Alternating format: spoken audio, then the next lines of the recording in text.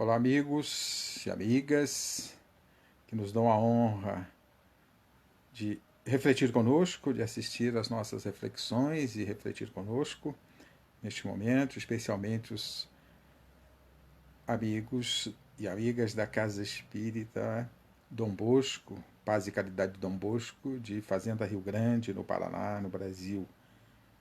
É uma alegria refletir com vocês. Hoje falaremos sobre o estudo do Evangelho no Lar. Mas antes de iniciarmos, é interessante que sintonizemos os nossos pensamentos num plano mais elevado, nos aproximando em pensamento, em sintonia com o nosso Criador, com o Mestre amado Jesus, e rogando a eles as bênçãos, o amparo e a inspiração para o estudo que conduziremos, para as reflexões que conduziremos a partir de agora. Se conosco, querido amigo. Sem a tua presença, poucos somos. Obrigado, e certos estamos da tua presença. Nos inspira. O estudo do Evangelho no Lar.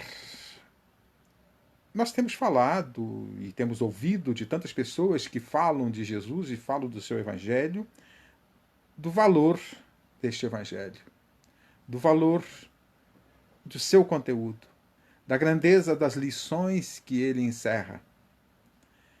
Muitas vezes colocamos este Evangelho na condição de solução e remédio para todos os nossos males, e eu não tenho dúvida disso.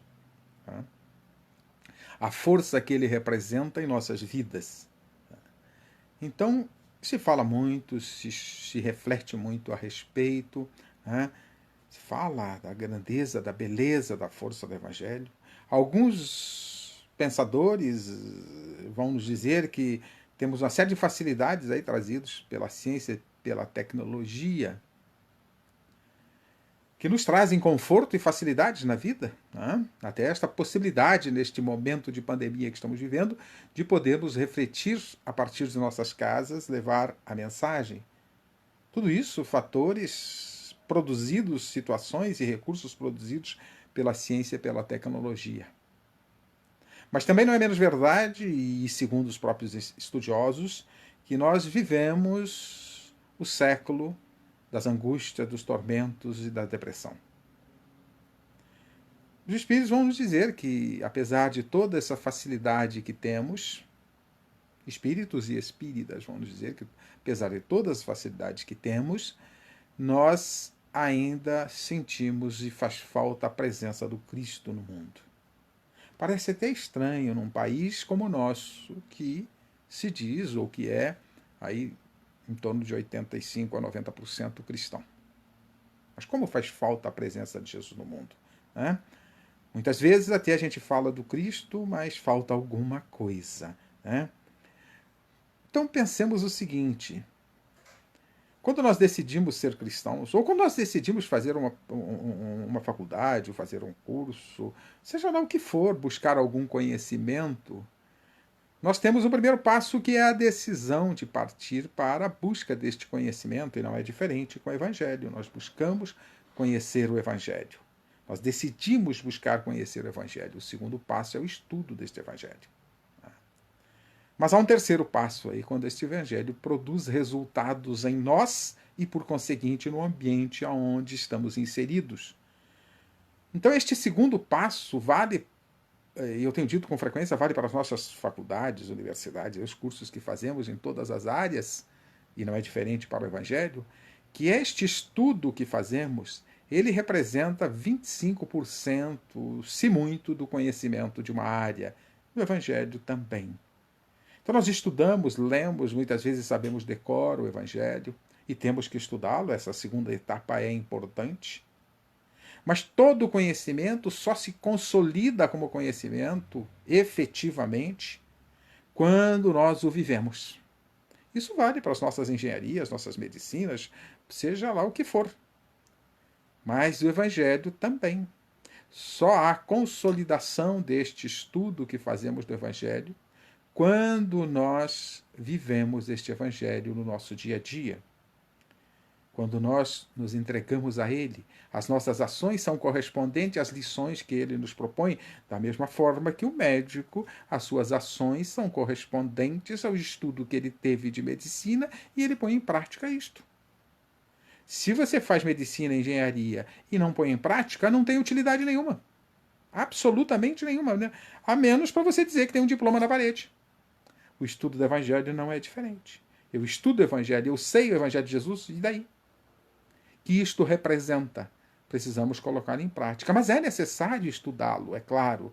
E depois colocá-lo no laboratório da vida. Aonde que é esse laboratório da vida? Aonde nós transitamos. Não importa onde, se você transita num universo maior ou menor de pessoas à sua volta, não importa. Importa o que você está fazendo nesse ambiente que você transita. E a partir do momento que você estuda o Evangelho, a sua responsabilidade aumenta, porque a quem muito foi dado, muito mais será cobrado. Portanto, é necessário que a gente coloque em prática. Mas é necessário estudá-lo, é claro. Há a necessidade do estudo. Não tenha dúvida disso. Né? Para que a gente saiba o que colocar em prática, como colocar em prática, como experienciar, como levar para o laboratório da vida. E aí fica a pergunta, como estudar o Evangelho? Uma das formas de estudo do Evangelho é você individualmente. Pega a Bíblia, pega o Evangelho na sua filosofia religiosa, pega para os espíritas o Evangelho segundo o Espiritismo e se põe a ler, a estudar, a refletir a respeito dele. Mas aí fica uma pergunta, quantos de nós somos autodidatas? E tal é a complexidade do Evangelho. Eu tenho dito com alguma frequência nas minhas reflexões de que nós ainda, em teoria, não atingimos 20% da grandeza do Evangelho de Jesus. Não mergulhamos 20% na sua profundidade. Mas esses 20%, quanto nós aplicamos no dia a dia? Aí dá para a gente entender. Entender, sendo cristãos, e o Brasil um país cristão, nós vivemos ainda uma série de dificuldades nas nossas relações, vivemos miséria e outras questões que estamos enfrentando por aí, das mais variadas formas e teores negativos. Portanto, quanto você consegue estudar sozinho? Quanto você consegue entender sozinho? Para abrir a grandeza desse evangelho, é necessário que a gente procure o auxílio de vários olhares, porque cada um olha um pouquinho diferente, e assim a gente vai crescendo junto com estes olhares. Mas tudo bem, que você seja autodidata, estuda sozinho. Ok. Você pode contribuir para aqueles que não conseguem estudar sozinho. Mas vamos lá. Podemos estudar, então, individualmente. Ou então, como muitos o fazem, buscamos um guru, aquele que sirva de orientação. E quantas vezes, não tem problema nenhum, eu não estou criticando essa busca. É importante que a gente compartilhe e que de repente tenha alguém que possa nos orientar. Mas não podemos abrir mão das nossas próprias reflexões, para não corrermos o risco de encontrarmos e seguirmos falsos profetas. Então é preciso que a gente raciocine e verifique se aquilo e a forma que as coisas estão sendo conduzidas, se elas não estão na linha dos falsos profetas, porque é muito fácil a gente seguir alguém que parece às vezes sábio e muitas vezes nós vamos para o despenhadeiro juntos e a responsabilidade também é nossa, porque Deus também nos deu o discernimento, a razão para fazermos as escolhas apropriadas. Temos que fazer uso desta razão, mesmo quando estamos tendo alguém como orientador. Né? Mas a gente adora um guia, adora um guru para seguir. De certa forma, com o cuidado necessário, não há problema. Mas não esqueçamos que o maior de todos os gurus que teve por aqui, nós o crucificamos. Mas ele foi mandando Deus, Jesus, como responsável por este mundo perante o Pai, tem nos mandado muitos emissários. Mas temos que separar, fomos avisados de que viriam falsos cristos e falsos profetas. Então temos que tomar o cuidado necessário, e isso é o uso da razão. Se aquilo que a gente entendeu do Evangelho não há uma contradição nos atos e nas propostas daqueles ditos gurus. Mas podemos estudar com alguém que nos auxilie, aprender com alguém que nos auxilie, desde que a gente tome os devidos cuidados. E que a gente não fique dependente de gurus, que a gente não fique dependente dos outros para seguirmos a nossa jornada, assumamos a nossa parcela de responsabilidade. Assim funciona nas nossas escolas. Os professores são os nossos gurus, mas nós temos que fazer a nossa parte, buscar o nosso próprio entendimento e assim por diante, para consolidar o aprendizado. Mas também podemos estudar o Evangelho em grupos. Nós espíritas, e outras religiões ou fazem isso, mas nós espíritas, nós temos os grupos de estudo. Todas as casas espíritas têm grupo de estudo para o estudo da doutrina espírita e principalmente estudo do Evangelho de Jesus. E esta é uma das melhores formas de estudarmos, é trocarmos informações. Estudar o Evangelho é aprofundar a verdade que Jesus nos trouxe. Eu sou o caminho, a verdade e a vida. E ninguém vai ao Pai senão por mim, pelos seus ensinamentos. Portanto, estudar é irmos atrás da verdade. Eu gosto muito de comparações, de metáforas. Vamos colocar que a verdade seja um quebra-cabeça de 50 milhões de peças. Está muito aquém da realidade, mas serve para a gente refletir um pouco. É um quebra-cabeça que temos que montar, nos apropriar das peças e colocá-las numa montagem organizada que nos dê uma ideia da realidade.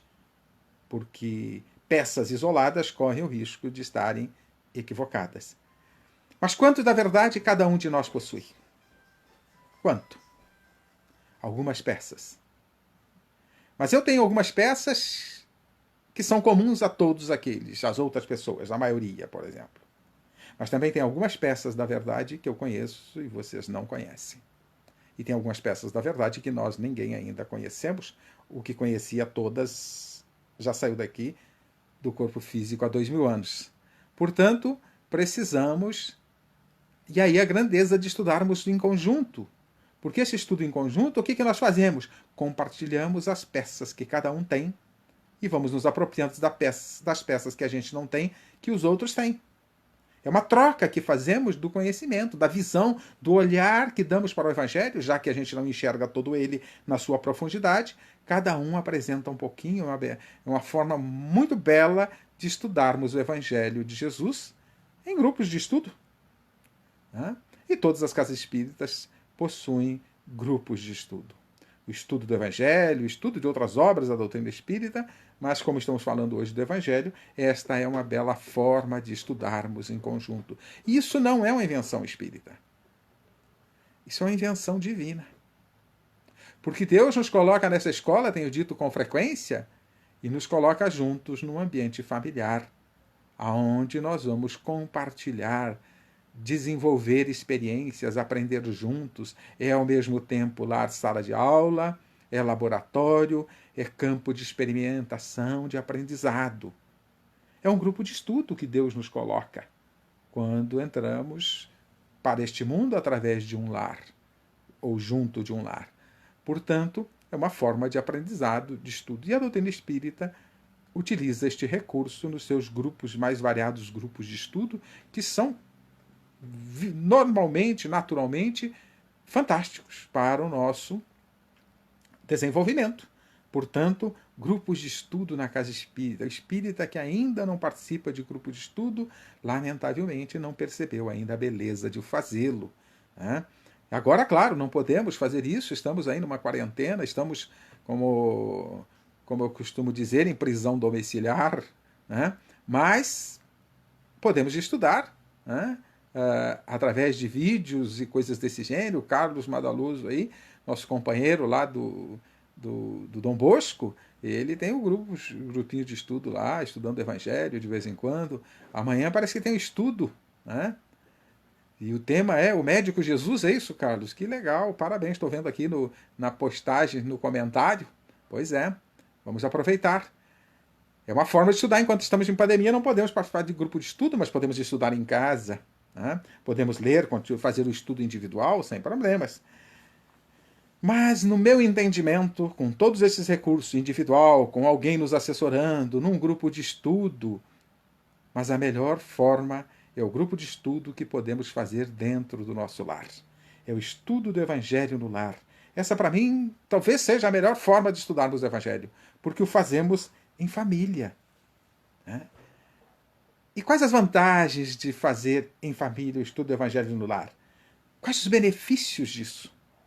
Vamos começar pelo primeiro benefício, que é o objetivo do estudo e a compreensão do Evangelho. É a troca das peças que cada um destes componentes do nosso lar já possui do Evangelho.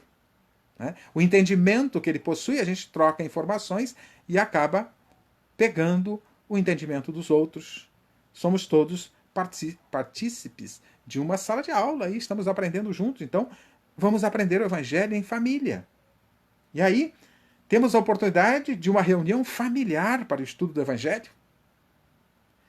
E que coisa interessante, com um convidado especial, o próprio Cristo.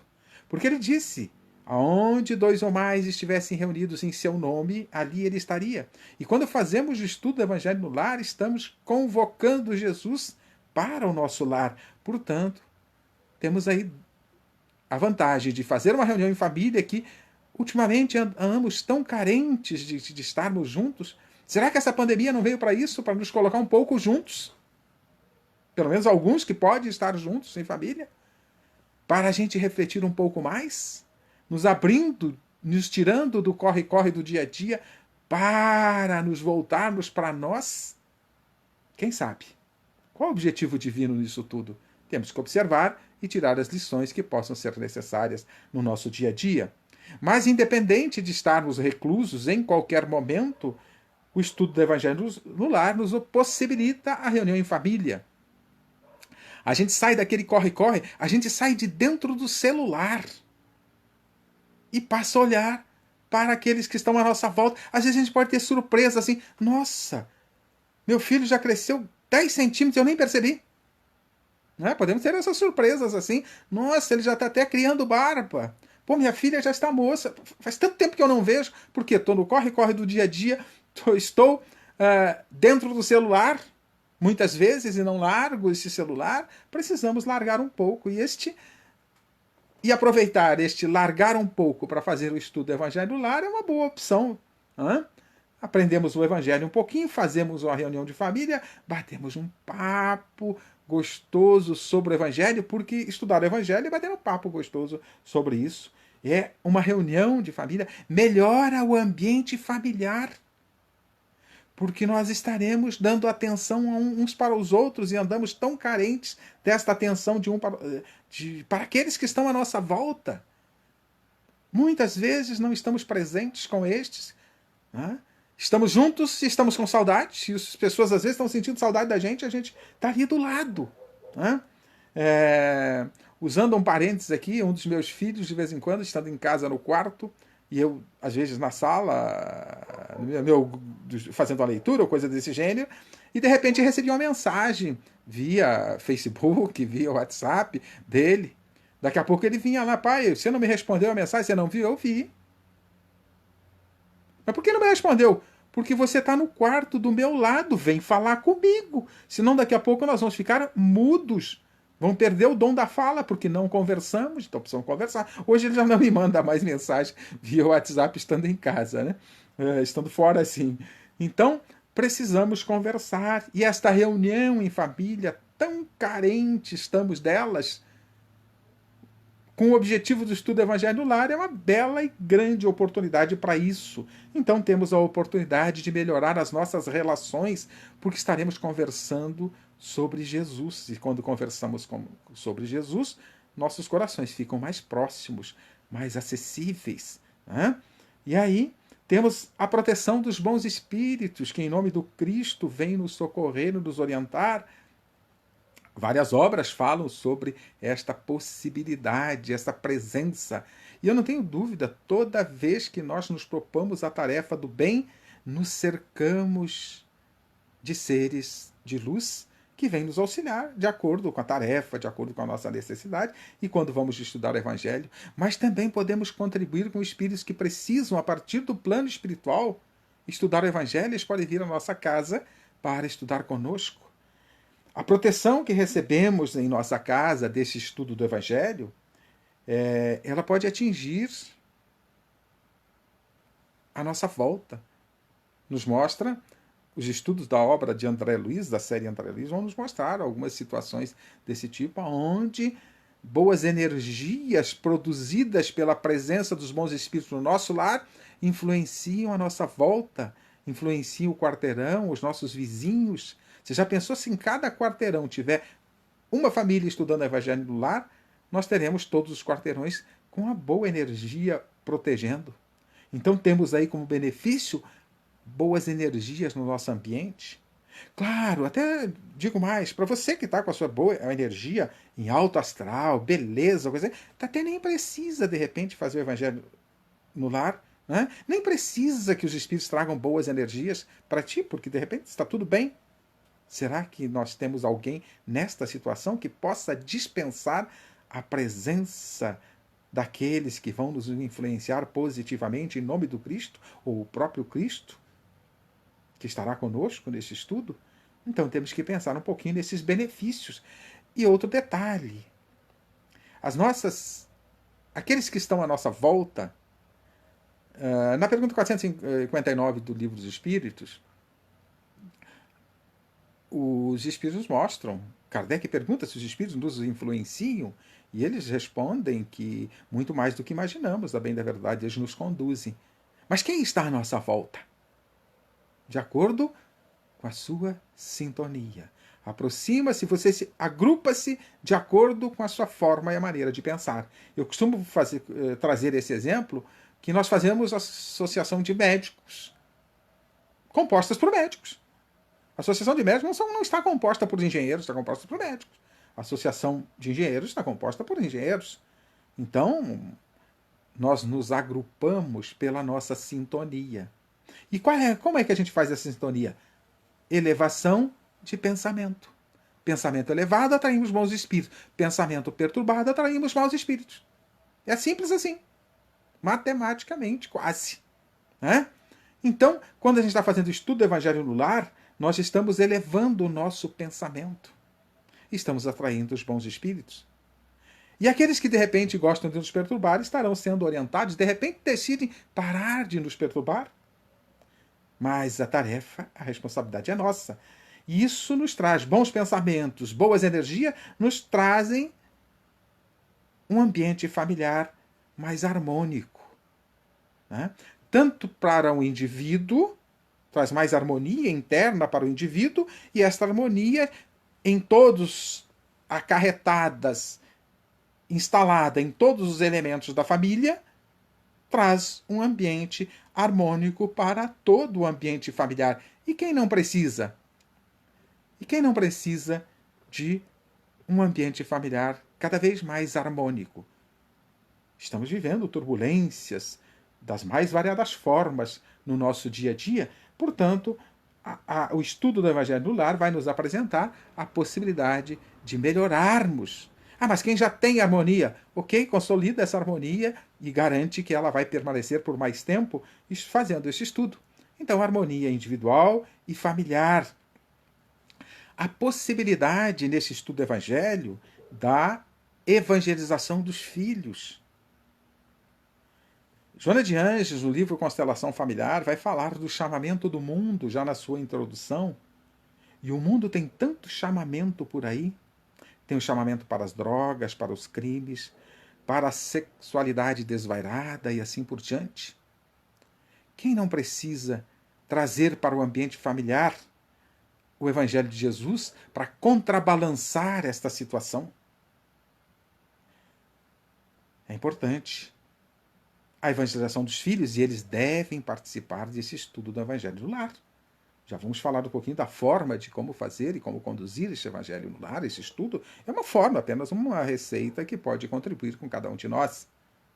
Mas um amigo, certa feita, contou-me, espírita, contou-me que teve uma surpresa. A filha dele, com 14 anos aproximadamente, chegou para ele e disse: pai, você e a doutrina espírita, quando estudo a doutrina espírita, me chamam para um lado. Mas eu, no meio das minhas amigas, eu sou tida como tola, como boba.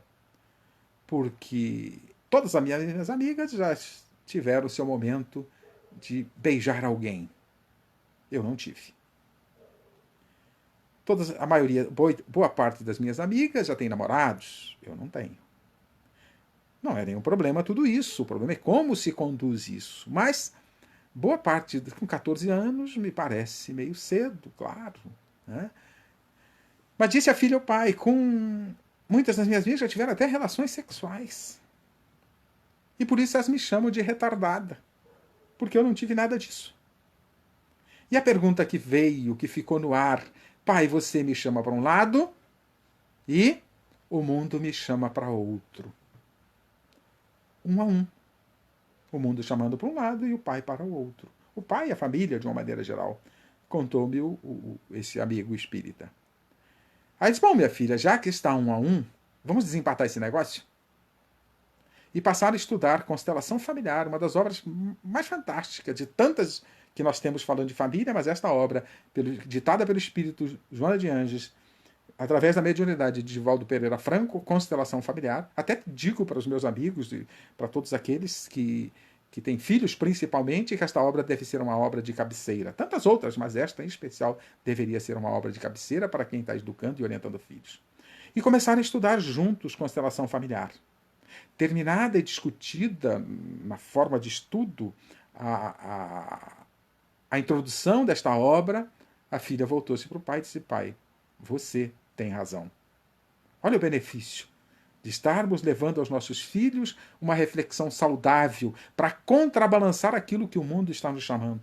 Mas o mundo não está chamando só as crianças, os jovens. O mundo está chamando todos nós adultos, seja para o consumismo, seja para outras questões perturbadoras, que o Evangelho estudado e refletido pode fazer um contraponto e nos tirar de alguma rascada que possamos, porventura, por descuido, acabar entrando. Então, até por isso, a importância de estudar o Evangelho de Jesus no lar e os benefícios. Mas a evangelização dos filhos é de uma utilidade fantástica. E aqui eu faço uma observação também. Os grupos de estudo das casas espíritas têm grupos de estudo para a evangelização das crianças que contribuem com os pais neste papel de levar pensamentos saudáveis, valores aos nossos filhos, para que eles não se percam por aí. O mundo está chamando das mais variadas formas e, normalmente, boa parte não é chamando para coisas saudáveis. Portanto, o benefício do estudo do Evangelho no lar com os nossos filhos, evangelizar os nossos filhos, que é uma dificuldade muito grande hoje em dia para educar os nossos filhos. Então vocês vejam aí que nós temos uma série de vantagens e benefícios para o estudo do Evangelho no lar, reprisando o aprendizado do Evangelho, reunião de família, a presença do Cristo e dos bons espíritos conosco, melhora a união e o ambiente familiar, proteção dos bons espíritos, porque nós os atraímos e eles de repente gostam de ficar conosco, e daí? Que bom que possa estar conosco a nos inspirar, a nos orientar. Ficamos mais acessíveis à inspiração do nosso espírito protetor. Uns chamam de anjo da guarda, mas quantas vezes nós fazemos ouvidos moucos ao que eles nos orienta? Aumentamos a harmonia familiar e individual, e familiar por conseguinte, e a evangelização dos filhos. Portanto, temos aí, através do estudo do Evangelho no lar, grandes benefícios para o nosso dia a dia nesses mundos e tempos turbulentos que estamos vivendo, nesses tempos chegados que estamos vivendo aí. Uns dizem que é para o fim do mundo. Não é para o fim do mundo. Os tempos são chegados para novas experiências, para patamares mais elevados. Então, temos que aproveitar estes recursos. E aí sim, estudando o Evangelho de Jesus, aprendendo a sua teoria, já temos o primeiro laboratório a pôr em prática no próprio ambiente familiar. Né? Procurar colocar em prática ali, procurar colocar em prática este Evangelho no ambiente onde transitamos, no ambiente de trabalho, no trânsito, nas ruas, aonde estivermos contato, aonde estivermos envolvidos, temos responsabilidades com aquele ambiente. E que, com a nossa contribuição, com a nossa colaboração, e aí, para que melhor do que colocarmos o Evangelho de Jesus no nosso dia a dia. E é esta prática do Evangelho, esta colocação dele em prática, que consolida o conhecimento teórico. Porque esse conhecimento teórico, como disse há pouco, serve de pouco, de quase nenhuma utilidade. Só serve qualquer área do conhecimento se, ao adquirirmos a teoria, colocamos em prática e fazemos úteis estes conhecimentos adquiridos. Do Evangelho não é diferente. Então precisamos aproveitar, aprender em teoria, estudando no ambiente familiar. É um dos recursos, para mim, o melhor recurso é estudar em casa. E colocarmos em prática no nosso dia a dia. E aí devemos pensar, Jesus fazia o estudo do Evangelho no lar? Gente, aonde Jesus estava, ele estava ensinando o Evangelho. E especialmente nos lares aonde ele hospedava-se, antes de recolher, de dormir, tinha uma conversa, um bate-papo, uma orientação, que a partir destas conversas os evangelistas escreveram os evangelhos. Mas tem muitas histórias que estão por aí, trazidas por alguns espíritos, como Amélia Rodrigues, através da mediunidade de Valdo Pereira Franco, como Neio Lúcio, espírito, através da mediunidade de Chico Xavier. Neio Lúcio é um livro lindíssimo, um livro pequenininho, que tem umas histórias lindíssimas de Jesus, relatadas por ele, que não estão nas escrituras. Amélia Rodrigues também tem. Mas Neio Lúcio traz um livrinho pequenininho, de bolso. Bom, depende da edição, pode ser que alguém tenha editado ele, o que eu tenho, ele é de bolso, né? E aonde conta-se histórias lindíssimas de Jesus, reunidos, especialmente onde ele mais frequentemente hospedava-se, no lar de Simão Pedro, aonde eles ficavam a conversar. Era um estudo do Evangelho no lar. E que maravilha, com o maior de todos os educadores, né? Quem aproveitou naquela época. Mas estes depois foram passando para nós aí, nos passaram nas escrituras, e nós temos aí a oportunidade de estudar. Então, o estudo do Evangelho no lar é uma bela ferramenta. Então, como fazê-lo? Se você for uma casa espírita, a maioria delas tem, se não tem, a Federação Espírita do Paraná tem, alguns folderzinhos orientando como se faz o estudo do Evangelho no lar. Mas vamos falar aqui um pouquinho para que a gente possa ir já preparando aqueles que querem fazer. Eu não sei nem se eu devia estar falando isso para os espíritas, porque os espíritas, não tenho dúvida que todos eles fazem o estudo do Evangelho no lar, ou não. Bom, fica a pergunta no ar, né? Não estou querendo pôr dúvida em ninguém, mas é difícil de acreditar que espírita não faça o estudo do Evangelho no lar. Tá? Como é que você faz? Você escolhe um dia na semana. Preferencialmente aquele dia onde a maioria da família esteja presente, quiçá toda a família esteja presente. Né? Você escolhe um dia da semana e aquele dia fica fixo para o estudo do Evangelho no lar. Define um horário.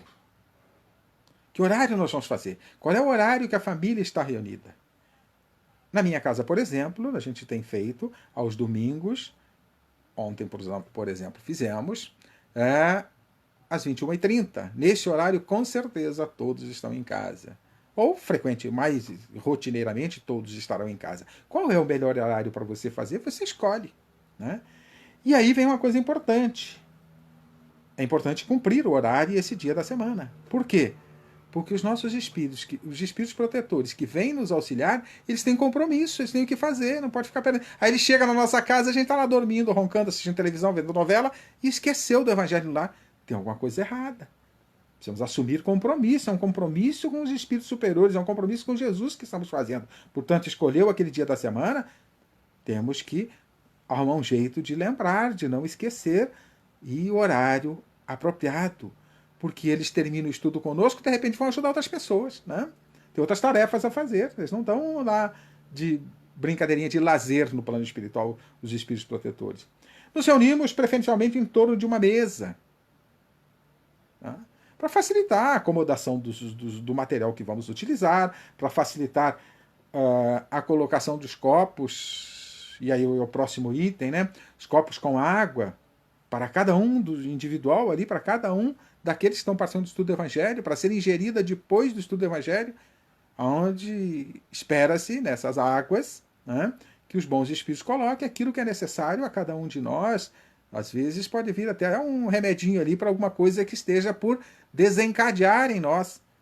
E quem sabe a gente não está precisando de uma aguinha fluidificada, como a gente chama, para esse período aí de coronavírus, quem sabe já não é uma prevenção, pode ser uma prevenção. Né? Então, é ao redor de uma mesa, mas se não tiver, pode ser uma mesa de centro, na sala, sem problema. Não é uma coisa determinante, tem que ser uma mesa de certo tipo, não tem nada disso. Ah, tem que ter uma toalha branca. Não tem que ter toalha branca, não tem que ter toalha. Se tiver toalha, melhor. Se for branca, não tem problema. Se for azul, não tem problema. Um ambiente que fique agradável para a gente poder estudar, para a gente poder refletir, onde a gente vai colocar o material que a gente vai estudar, os copos com água. Né? E feito isso, preparado esse ambiente, isso deve ser preparado antes, um pouquinho, porque quando chegar o horário combinado, nós temos que dar início à tarefa de estudar. E como se faz isso? Evidentemente, como nós vamos precisar e com certeza teremos conosco o auxílio dos bons espíritos, é bom que a gente abra com uma prece. É de bom tom que a gente leve o nosso pensamento a Deus, rogue a Jesus a presença dos bons espíritos, para que eles estejam conosco, nossos anjos da guarda, o próprio Cristo, não importa. Não importa a sua crença religiosa, o Evangelho de Jesus pode ser feita em qualquer filosofia religiosa sem problema nenhum. É um estudo, é um momento de reflexão que devemos utilizar. Então, é bom que a gente eleve o pensamento e já sintonize com um plano um pouquinho mais elevado, a partir do momento que a gente leva o pensamento. Podemos utilizar obras complementares. Eu gosto muito das obras de Emmanuel, psicografadas por Chico Xavier, como Caminho, Verdade e Vida, Fonte Viva, Pão Nosso, Vinha de Luz. São obras que têm pequenas em termos de quantidade de palavras, né? Uma página e meia, trazida por Emmanuel, explicando alguma lição de Jesus, alguma lição, alguma reflexão, algum pensamento de Paulo nas cartas e assim por diante.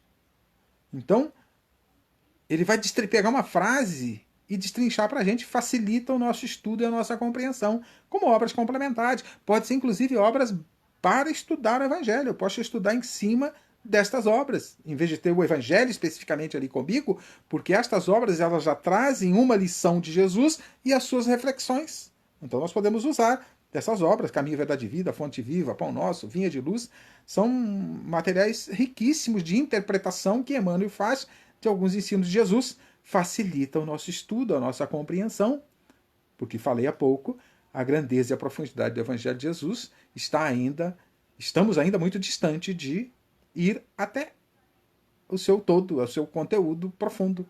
Portanto, obras complementares que tragam alguma lição. Se vamos estudar no Evangelho, pode ser a Bíblia, sem problema nenhum. Mas eu sugiro para nós espíritas que abram o Evangelho segundo o Espiritismo. Por quê? Porque ele também pega as lições de Jesus e faz uma interpretação para nós. Tem grandes lições, tem comentários dos espíritos nos trazendo interpretações que nos auxiliam nesse objetivo de estudar este Evangelho. Portanto, abra o Evangelho. Você pode decidir estudar o Evangelho de forma sequencial ou aleatória. A cada noite, cada momento de estudo que a gente vai fazer do Evangelho, a gente abre aleatoriamente a lição que cair e a gente estuda. E quando a gente faz aleatório, é interessante, nós já fizemos ele, porque já faz anos que estudamos o Evangelho em casa, já fizemos ele de várias maneiras. Portanto, de várias maneiras para fazermos o estudo do Evangelho há muitos anos. Então já estudamos sequencialmente, já estudamos aleatoriamente. E quando a gente faz aleatório, é interessante que aquelas ocorrências do dia a dia, a gente abre o Evangelho aleatoriamente. Meu Deus, parece que os Espíritos estavam nos orientando para abrir, para a gente refletir aquilo que estava ocorrendo no nosso lar naquele dia, ou na nossa vida naquele dia, um momento de alguém naquele dia, e aí a lição vem para que a gente reflita a respeito. Eu recebi aqui dos bastidores da minha esposa um bilhetinho, né, me alertando para lembrar que também podemos usar o livro Evangelho para criança, quando temos crianças em casa, bem lembrado. Minha esposa aqui no assessoria técnica me trouxe esse lembrete, um bilhetinho com esse lembrete muito legal, lembrar disso, né? O Evangelho para crianças, para facilitar o estudo das crianças que estarão conosco estudando o Evangelho, né? E aí a gente abre aleatoriamente ou não, ou sequencialmente, lê um trecho do Evangelho, ou da obra que a gente escolheu para ser a base do estudo, sem problema. Pode ler algum texto complementar naquele tema, naquele assunto do estudo daquele dia, né? E aí, feita a leitura, cada elemento em casa faz, que está participando do Evangelho, faz o seu comentário. O que você entendeu disso? Porque o nosso entendimento é diferente, em função, o entendimento está de acordo com o nosso conteúdo interno. Como é que a gente olha para as coisas? Cada um olha diferente. Então eu pego o olhar do outro, o meu olhar, o olhar daquele outro e vou enriquecendo a minha própria compreensão. Já falamos um pouquinho sobre isso. Então, quando falamos do quebra-cabeça. Portanto, é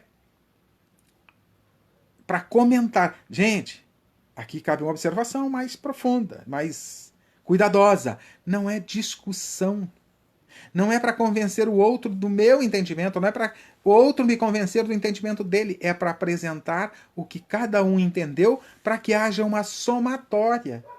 Porque se não conseguimos aprofundar mais que 20% do Evangelho de Jesus até hoje, no meu entendimento, isso é um parecer meu, quanto nós ainda não compreendemos. E o outro pode estar compreendendo um pedacinho além do que a gente já compreende. Então não é para discutir, eu tenho razão, não é razão. Não é para ter razão. É para expor o que eu compreendi, de acordo com a minha bagagem, com o meu momento, o que eu compreendi desse estudo. O outro vai fazer a mesma coisa e nós nos enriquecemos juntos. Assim ou é nos grupos de estudo na Casa Espírita, assim ou deve ser nos grupos de estudo da Casa Espírita, não é para ninguém ter razão, não. Quem tem toda a verdade? O único ser que eu tenho, não tenho dúvida que tinha toda a verdade, a gente crucificou. Aí temos outros em vários patamares, vários emissários divinos. Mas nós, no nosso lar, quem tem toda a verdade? Ninguém. Portanto, estamos todos aprendizes. Então, o entendimento que um tem, que o outro tem, isso vai contribuindo para o nosso crescimento. Inclusive, o comentário das crianças. Tá? As crianças devem participar dos comentários. E os meus filhos sempre participaram dos comentários e é surpreendente o que as crianças às vezes comentam sobre o entendimento que elas tiveram, um olhar que a gente às vezes nem percebeu. É por isso que eu estou dizendo, é um enriquecimento de todos, de cada um com a contribuição de todos. Esse é o recurso de estudarmos em grupo, seja na Casa Espírita e especialmente no estudo do Evangelho no Lar. Então as crianças participam.